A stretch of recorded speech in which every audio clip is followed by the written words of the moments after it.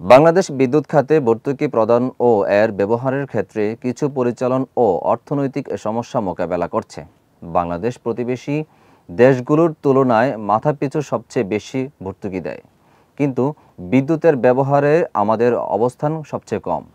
ভিআইপিপিএ এর বিশ্লেষণের মাধ্যমে উঠে এসেছে যে 2023 থেকে 24 অর্থবছরের বাংলাদেশে মাথাপিছু বিদ্যুতের ভর্তুকির পরিমাণ $18.53, যা ভারতের $14.29 এর, পাকিস্তানের $8.74 চেয়েও বেশি। শিল্প ও বাণিজ্যিক গ্রাহকদের থেকে কাঙ্ক্ষিত বিদ্যুৎ ব্যবহার না হওয়া, উচ্চ উৎপাদন খরচ এবং অবকাঠামোর দ্রুত সম্প্রসারণের কারণ বিদ্যুতের ভর্তুকির বোঝা বৃদ্ধি পাচ্ছে। ডেস্ক নিউজে বিস্তারিত জানাচ্ছেন সিদি জান্নাত। বাংলাদেশের অর্থনীতিবিদগণ এই পরিস্থিতির জন্য দুর্নীতিকে প্রধান কারণ হিসেবে চিহ্নিত করেছেন।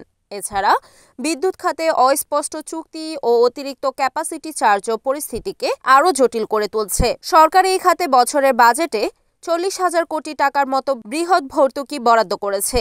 বিদ্যুতের দাম বাড়ানোর পরও নির্মাণাধীন কেন্দ্রগুলোর ক্যাপাসিটি পেমেন্টের কারণে ভর্তুকি দিতে বাধ্য হচ্ছে সরকার। এদিকে আসন্ন গ্রীষ্মে বিদ্যুতের চাহিদা 18,232 মেগাওয়াটে পৌঁছানোর সম্ভাবনা রয়েছে, যা বিদ্যুৎ উৎপাদনের জন্য দেশের ওপর চাপ সৃষ্টি করবে। বিদ্যুৎ বিভাগ ও পিডিবির কর্মকর্তারা এখনও বিদ্যুৎ কেন্দ্রগুলোর উপযুক্ত অর্থ প্রদান করতে সক্ষম হচ্ছে না, যার ফলে 21,000 কোটি টাকারও বেশি বকেয়া রয়েছে।